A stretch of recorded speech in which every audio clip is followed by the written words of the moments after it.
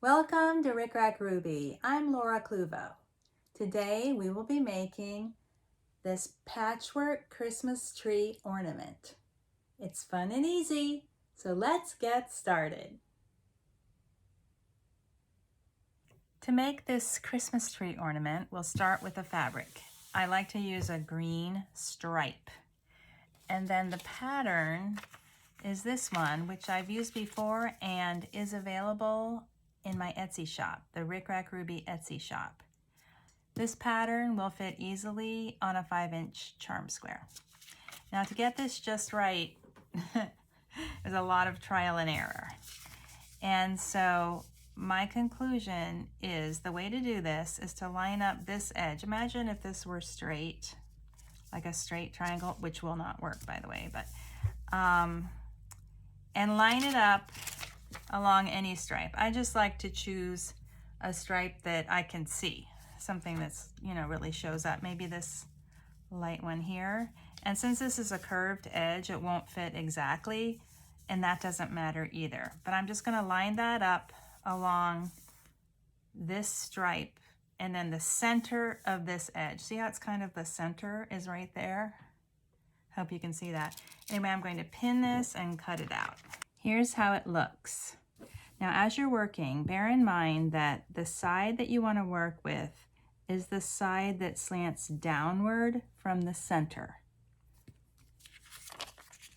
Not this side. That kind of, I don't know, it's different, but this one, the lines go all down from the outside.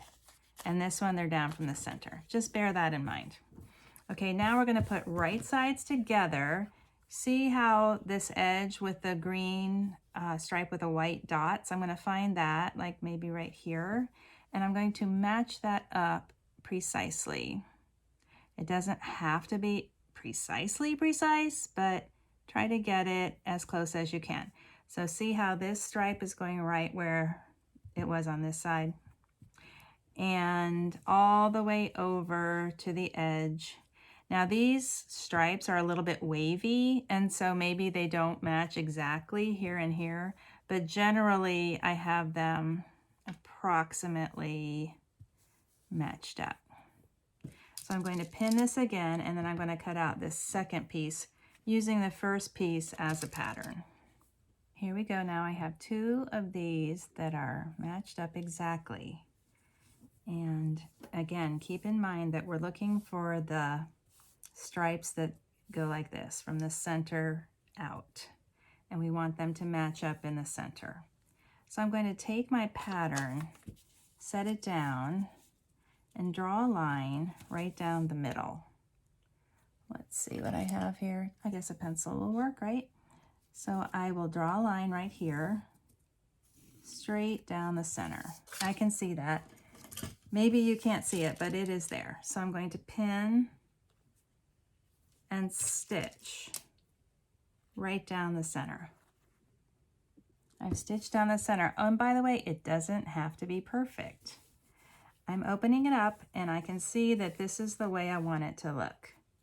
This is not the way I want it to look on this side. Although this is perfectly nice, like this, I simply prefer it to be the other direction. By the way, we're going to do a project with stripes in this direction as well.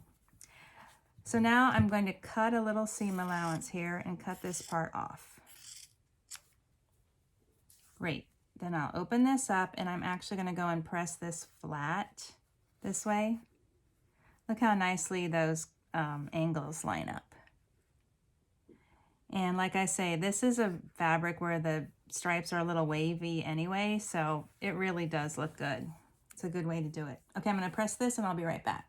I've cut a 5-inch square of 50 Pellon and a 5-inch square of batting. This is cotton batting, and I'm just going to set this on here. This is 5 inches, and I'm going to pin it. And then I have a lot of options.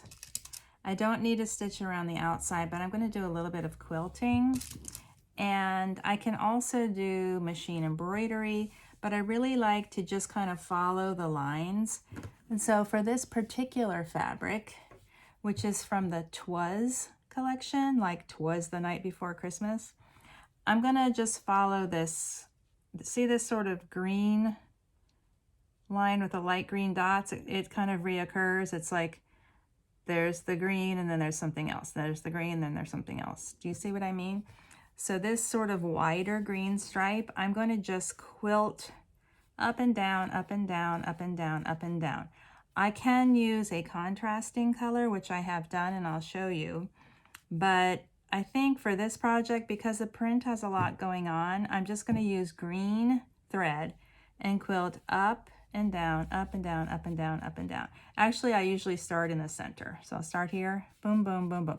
Just 4 lines of quilting. I'm not going to do this because I know that my seam allowance is going to be this close. I don't want the quilting on this outside to potentially interfere with the look of the seam. It just might not work out. So I'm just going to do 4 lines. Boop, boop, boop, boop, boop, boop, boop, boop. And I'll be right back. I cut the tree out. This is the way that the quilting lines look on the back. And guess what? They don't have to be perfect. They can be a little bit wonky. That's fine. And I cut it out because it's kind of important to know exactly where those edges are. And I'm going to add some red rickrack to trim. I got this at a garage sale. So it looks like this. That's how I found it at a garage sale. And I've threaded my machine with red thread. I'm going to do, I believe, just 3 little strands of rickrack, 3 swags of rickrack. I'm trying not to do too much not like straight across, like a Z. I don't want to be like a Z like this. I want to be a little bit more of a swag shape. So down and then like this, something like this, and then like this. So it'll be swag, swag, swag. Okay, so here we go. 1, 2, 3. I'll just stitch this right down the center with red thread, and I will remove the pins as I go. Now I'll add the trunk. So I'll take about 2.5 inches, fold that over, cut it, and place it right in the center like this. Just it's going to be a little trunk. That looks good. Sometimes my trunks are crooked. Oh, here's what this looks like from the back with the red. So you can see how the swag was sewn on. Just a straight stitch. Okay, now I'm going to, with green thread, I have green thread in my machine again, I'm just going to do a very narrow, like 1/8 of an inch from the edge of the green, and I'm going to just sew that down to make sure that stays down. There's the trunk sewn down, and it's about 2 inches across. I'm going to use this stitch line as an indicator for where to start and stop. For the back of the tree, I've chosen this stocking print, which is from the same collection, the Twas collection. It actually is multi-directional. You can see some of these are sideways, some of these are up and down, some are upside down. And I don't know, since this one in the middle is this way, I'm just gonna call this the top and put it like this. This is a 5-inch square. And I like to be sure that my tree is well trimmed before I sew front to back. I'll start here, back stitch, and go all the way around and go to here and back stitch again. Here we go. I've sewn these together, right sides together, and left this opening here. It's big enough for me to turn and stuff. And I'm going to cut this out with my pinking shears, but I'm not going to cut the ribbon. I'm going to leave a little bit of extra ribbon. Grosgrain tends to fray. It's hard to say. Grosgrain tends to fray, and so I just want to leave a little bit of extra. I might just pink it. That seems like a good idea, right? But I'm not going to cut it as short as the edge of the ornament. Okay, let me cut this out. Now I left this edge and I left this a little bit longer so that I have enough to tuck in to finish. Now I'll turn this right side out. Got plenty of room there. Don't make things hard on yourself. Give yourself a nice opening.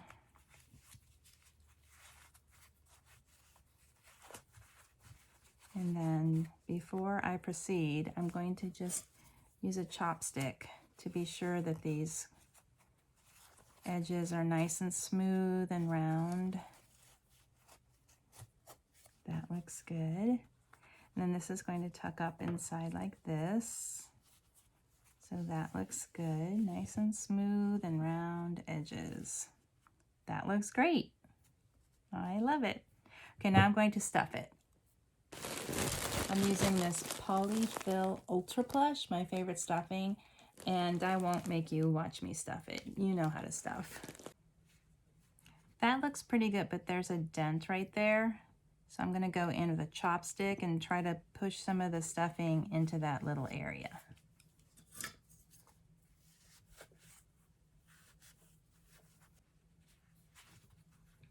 That's better. And there's the back. Now I'm going to fold my seam allowances in like this. I'm going to make sure that I conceal that little green line of stitching. And then I have my thimble and a needle threaded with a doubled strand of green thread. I wish I had green quilting thread, but I don't. So I'm just kind of pinning this together. Then I don't think it really matters which edge you start with, but I think I'll start here. This looks a little wonky, and I think I can repair it if I start here on this edge.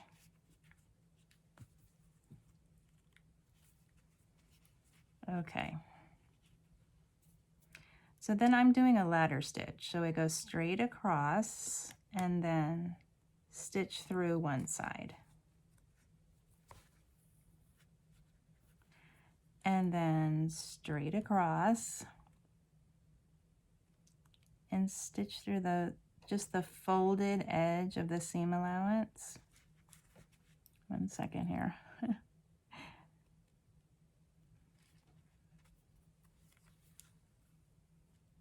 That's a good start. And then straight across to the original side and straight through on this fold, the front fold. I'm going to remove the pin at this point. Sure this is all tucked in. And then straight through to the back.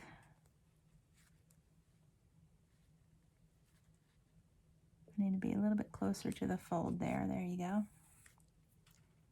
And then through the fold, just the edge of the fold. Boop.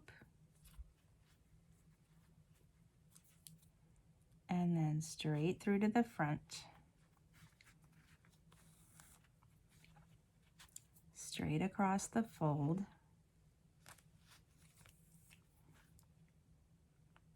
Straight through.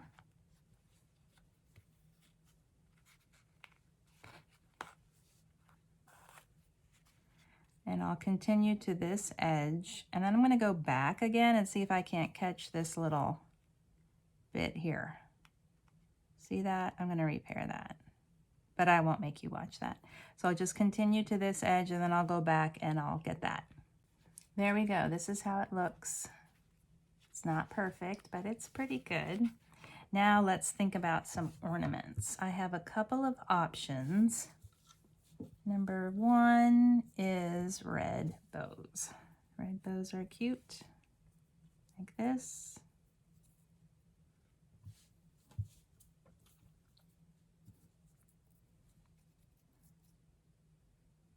And then I haven't used white bows, but I thought white bows might be cute.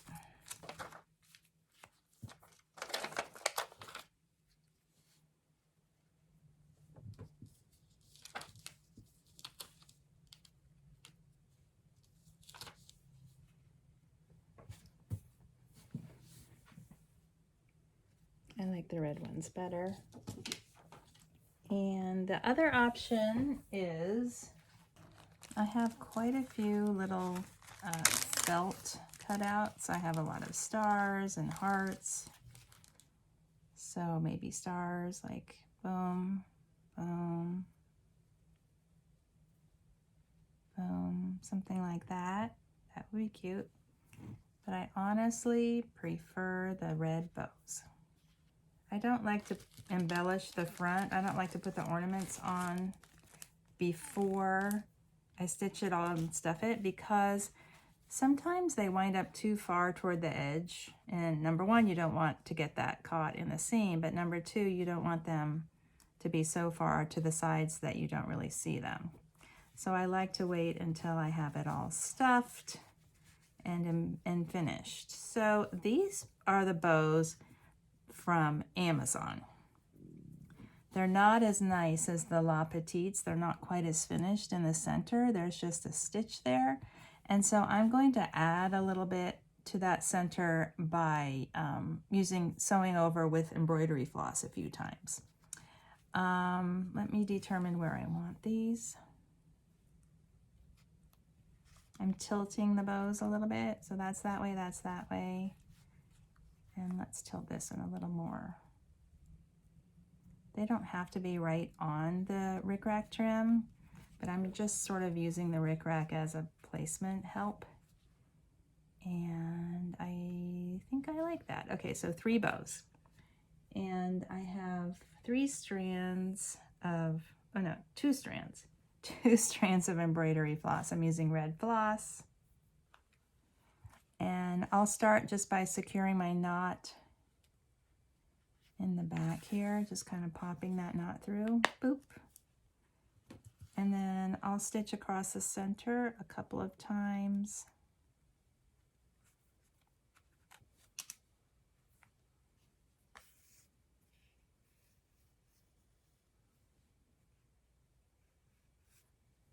Maybe 3 times. 1,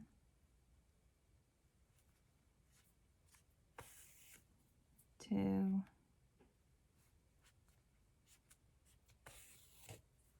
3. And then I'll secure this on the back. I could have used a contrasting color of floss, like a white floss there. That might have been cute. 2, 3. Little French knot. And then pop it through. Boop. And that will be enough to secure it.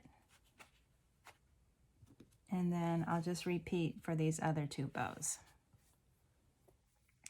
There are my 3 bows all stitched on. There's the back. And now I'm going to add a hanging loop. I just have a strand of red and white baker's twine. I'm going to just sew it through the top and tie it off.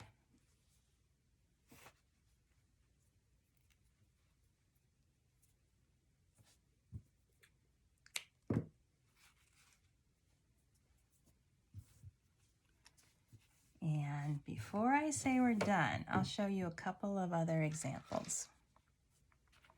This fabric was just plain stripes, darker and lighter. And so I did machine embroidery. I did a little feather stitch, and I alternated the direction of the little the feathers. Anyway, they go up and then they go down. They go up and then they go down. And I did that all the way except for the very edge. And then I used little die cut felt shapes and attached them with a French knot. This one, I also did machine embroidery on the darker stripes, but I used a green thread, so it's a little bit more subtle. I thought it was kind of too subtle, so I added this narrow white lace and then the bows, and I really like the bows. So I've done lots of practice on these, and they're really fun, and my brain is just going crazy with all of the potential. I'll probably add something like this to every ornament collection from now on, because there's usually a stripe in every collection, right? Are those lined up pretty well, right? Thank you for watching my tutorial. If you're enjoying my videos, please like, share, and subscribe.